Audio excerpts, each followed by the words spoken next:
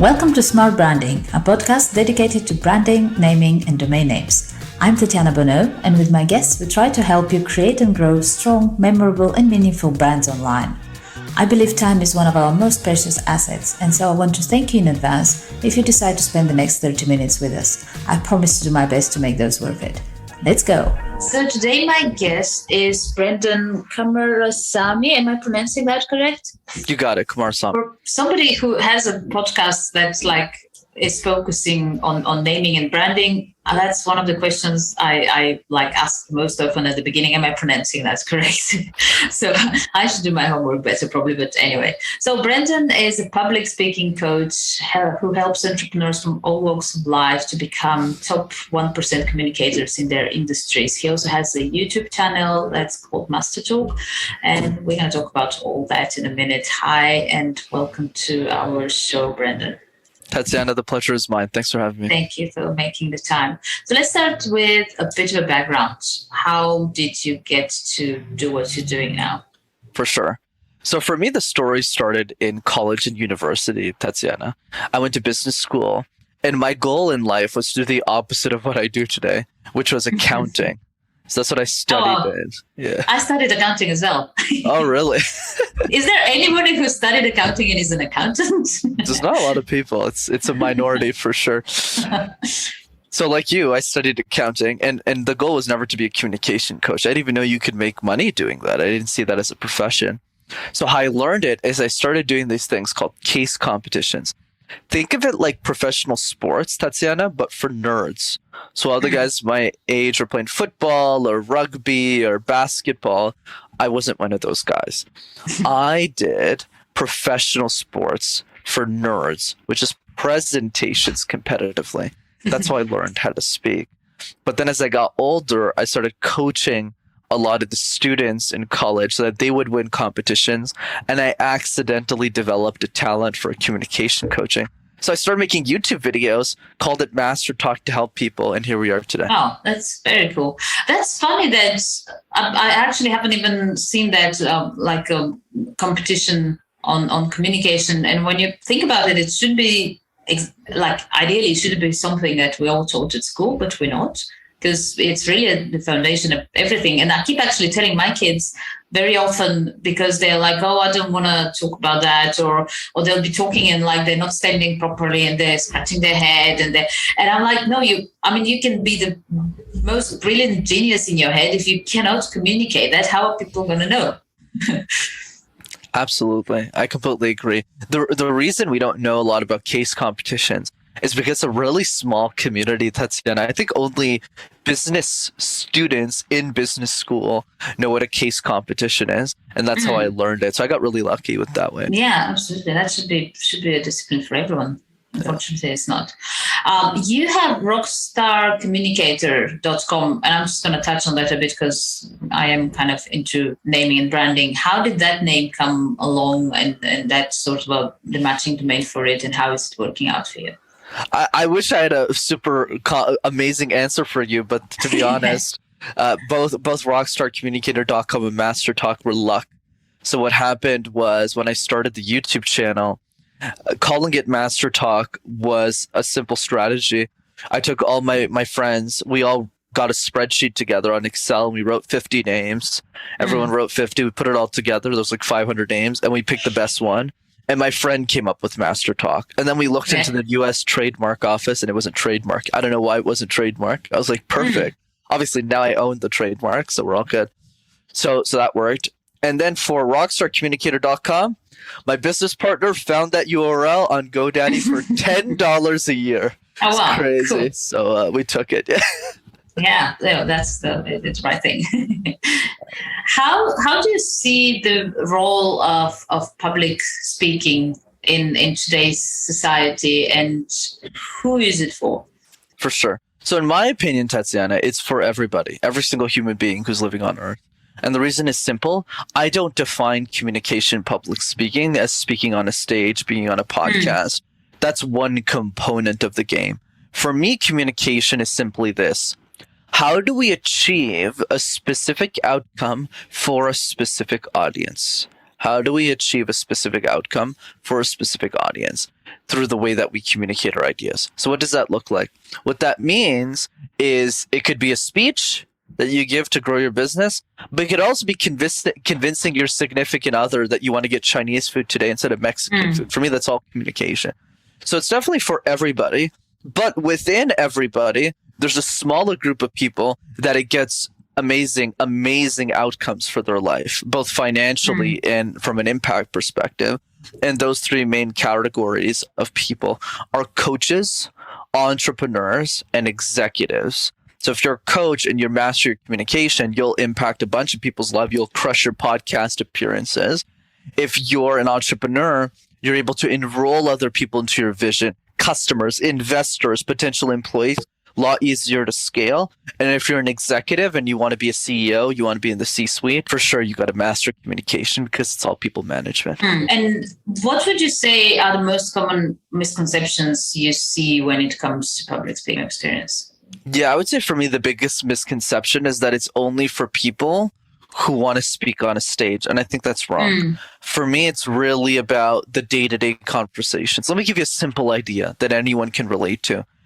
Let's say you have a significant other and you don't know how to communicate very specific boundaries. So a lot of people, when they talk to somebody, they say something along the lines of, I need more alone time. I need more alone time. But what does that mean, Tatiana? Does that mean we want to be stuck in a cave for 2 weeks and nobody talks to us?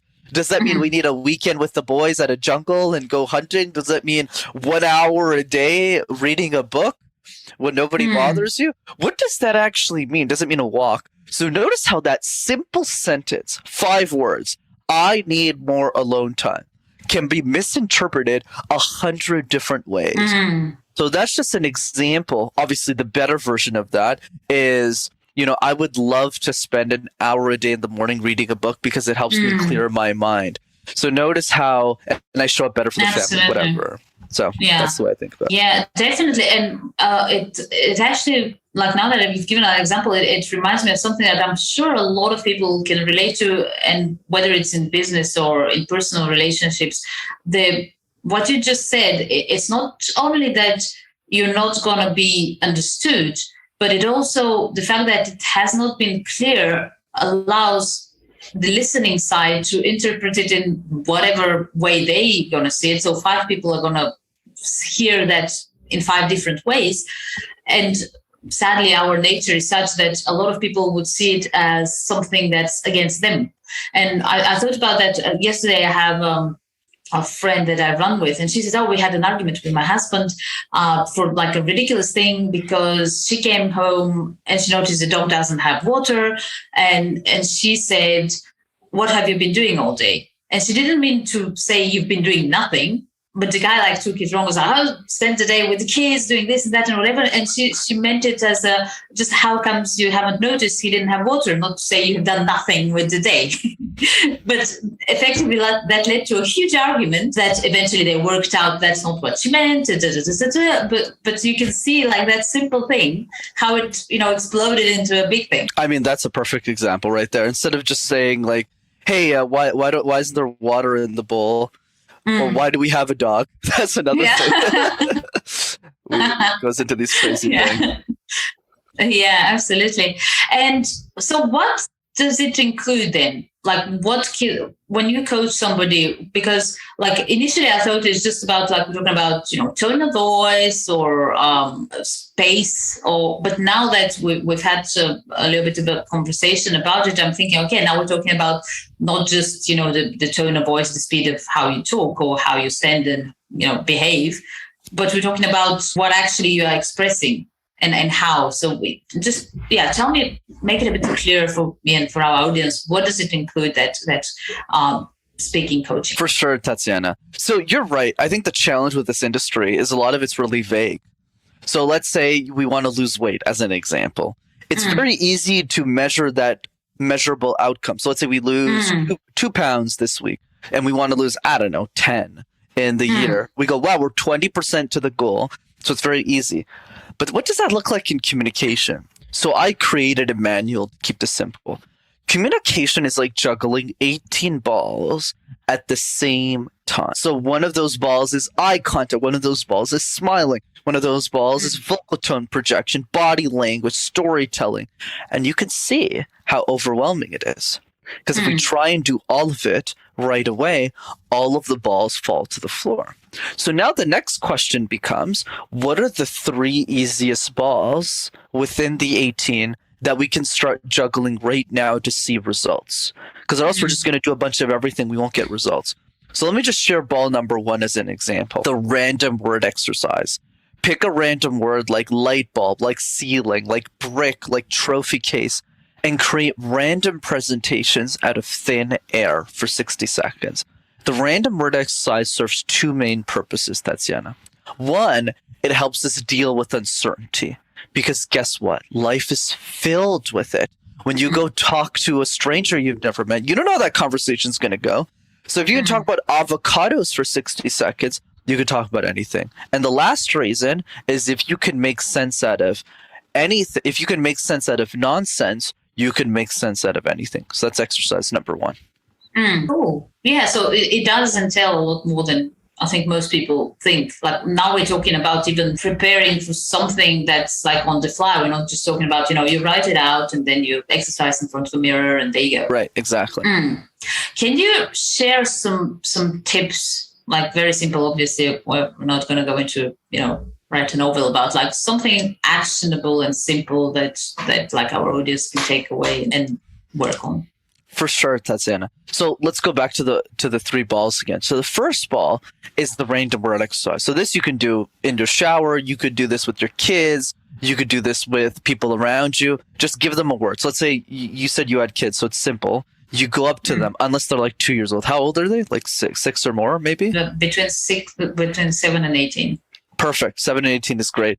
So what you do is whenever this is applied not just to Tatiana, but to everyone listening to this podcast, instead of listening to music tomorrow when you bring your kids to school or when your husband does, turn off the music and do the random word exercise. So have them give you a word, like, I don't know, job. And then you create a presentation and then you give the kid a word. So you're integrating them in your own practice schedule so everybody gets better. That's 1. Number 2, there's 3 tips. Number 2 is the question drill. We get asked questions all the time in our life, Tatiana. But most of us are reactive to the questions. We're not proactive. So I'll give you an example. Whenever somebody asks a question, we go, I don't really think about that. So a few years ago, when I started guesting on podcasts, I was horrible. I was terrible at this stuff. I remember some guy asked me, where does the fear of communication come from? And I looked at him and I said, I don't know, man. Paris? London? You tell me, man. I got no idea. So notice how I didn't know the answer.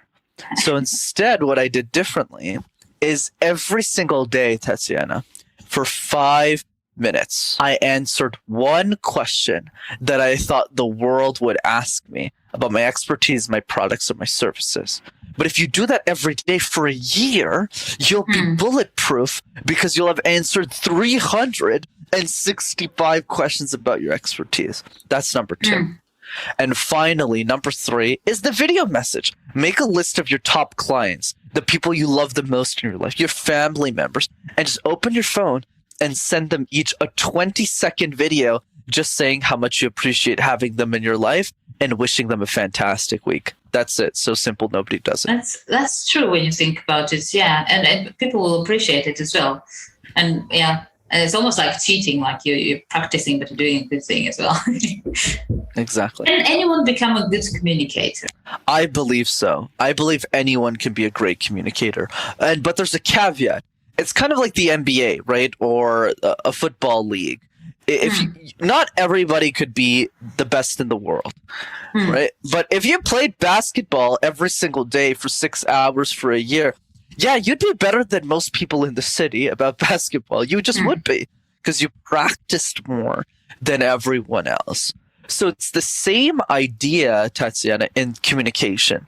Anyone could learn how to communicate specific boundaries. Go from, I need more alone time, or your friend, right? to something more specific. Anyone can do that. Random word exercise, anyone can do that. And so I do believe everyone can 10x where they are currently. I'm just not sure if everyone can 1000x necessarily. So everyone can get better. Yeah, we're not talking about, and I guess that's the goal. I mean, definitely you'd be better off with than without working on that. For sure. And who do you particularly work with? We did say sort of widely, all walks of life, but like from our audience, if somebody is listening, do they have to be at a certain stage in their career or development, or are there, for example, industries where it's more applicable or needed what you do? Like who would be the ideal person to reach out to you and work with? For sure, Tatiana. So here's what I would say, to keep things simple, is for me, what I've learned in my business is there's a small group of people who generally invest in communication coaching. So for everyone else, go to the YouTube channel, MasterTalk's there. You can go to my free communication training at rockstarcommunicator.com. But I would say for the clients I've worked, and this is something I've learned, honestly, I didn't really know this when I started my business. It turns out most of my clients end up becoming women executives in corporate. And the reason is simply because they don't have to pay for it. That's one. The second reason is they feel a bit more of insecurity in the boardroom because it's a very male-dominated field. And there's a common saying in corporate, which is women get promoted on performance, men get promoted on potential. So women feel the need to be more perfect. So I would say 60% of my clients are in that sphere. But I also do coach six-figure entrepreneurs and coaches who are doing at that level minimal. Yeah. And how does it look like is there some set of lessons you go through? What's the process like? What can people expect? For sure, Tatiana. I think a good way of explaining this is think of the difference between going to the gym on your own versus having a personal trainer. So I'm more like a personal trainer for communication. So all the tips today, I always share my information for free, right? That's my philosophy. I want to give 99.99% away for free. But the difference between hiring a coach is that you're held accountable to a very high standard to make sure that happens. And obviously, I'm holding somebody's hand in that transformation versus them going, okay, these are the tips. I'm going to do it in my shower now. So there's a very big difference there. So I would say the tips are the same, but all of my clients are forced to do the random word exercise 100 times in a week, right? So it's a very different level of accountability than you would on your own. So you get results a lot faster. That would take, I don't know, a few months. You can get it in 3 weeks working with the coach. And do you, when they start applying the skills that they've learned in real life situations, do you monitor that as well? Do you give feedback on that, or how does that work? Yeah, so for us in particular, based on the archetype that they're in, so archetype just means whether they're an executive, a coach, or an entrepreneur, the way that gets applied is a little bit differently. Let me give you an example. Let's say we take the question drill. So obviously I'll say do a question a day publicly because I want people to do it. But in my programs, that's not how it works. They have to do 100 questions in a week. It's a lot more intense. So they get the result a lot faster. But I wouldn't say that to the public because that's scary. You don't want to do 100 questions in a week. So you'll do one, right? But the people who work with me are usually A types. They want to be the best in class in their industries.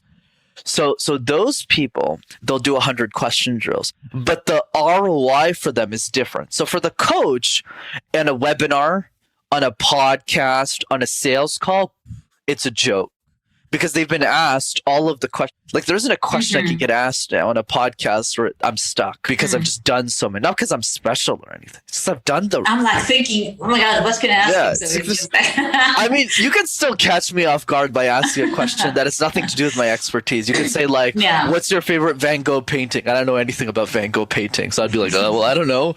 But if you ask me something about communication, I'll have it.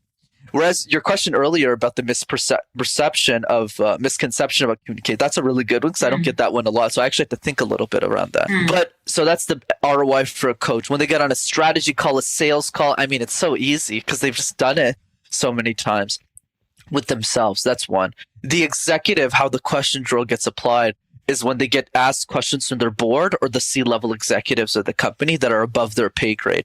So those people, they can defend their ideas more effectively by guessing the questions that they're going to ask. And for the entrepreneur, it's very similar to the coach. the strategy call, the sales process, the speaking engagement, and the way that they lead their teams and ask them powerful questions on the job. So yeah, that's just an example there. And how do you feel communication has changed over time? Well, since you've been involved, for example, and now we have like technology with the pandemic, we had even before that, but I would say that got more common for people to communicate online, the difference between online and offline communication, all the different ways we can connect now. Absolutely. So I think the big thing that's changed is the hybrid model. So prior to the situation that happened in 2019, 2020, prior to that, most of the presentations and workshops were given in person. But then when the pandemic hit, online resurged as the medium of choice because there was no other choice anymore. Now we're kind of in a world where both of them work. So now you need to be good at both. So given now that's mandatory to be talented at both, there's a couple of points here. The first point is eye contact.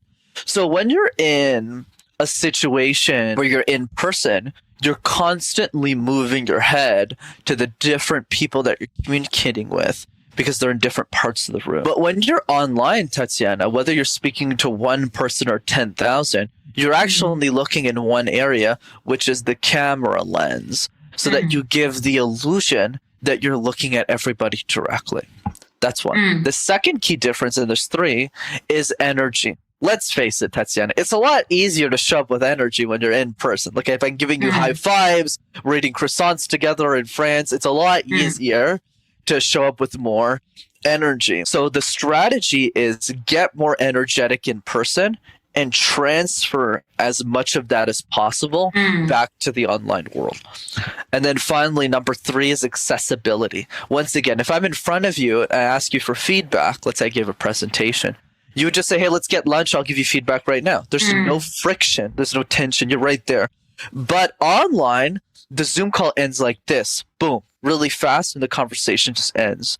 Same thing with Riverside or some other platform ends. So you actually make the additional effort to get on calls with people and engage with them to get questions and feedback from them. Very cool. Yeah, I love the way that you kind of outline those nicely and turn them into actionable tips. That's very nice. Of course. Cool. So we'll include where can people reach you in the write-up of the podcast. So we don't need to mention that here. Last question, I guess, what's new and exciting for now in January, so the whole new year ahead? What are you looking forward to? For sure, Tatiana. I would say this year is really the year of scale for me. So I quit my corporate job in June of 2021 to go full-time on MasterTalk, which is really stressful for me at the time, even if I was side hustling it for 3 to 4 years. So 2022 last year was really about the year of survival. Can I make this work full time? And knock on wood, luckily for me, I did make it work. So now 2023 is about how can I play a bigger game? How can I really take the message of MasterTalk and what I'm doing and go after the world? And that's what I'm the most excited about in 23. Wonderful. Well, that's been an absolute pleasure. And I'll be looking at how that goes this year and wish you all the success. Absolutely. Thanks so much, Tatiana. Such a pleasure.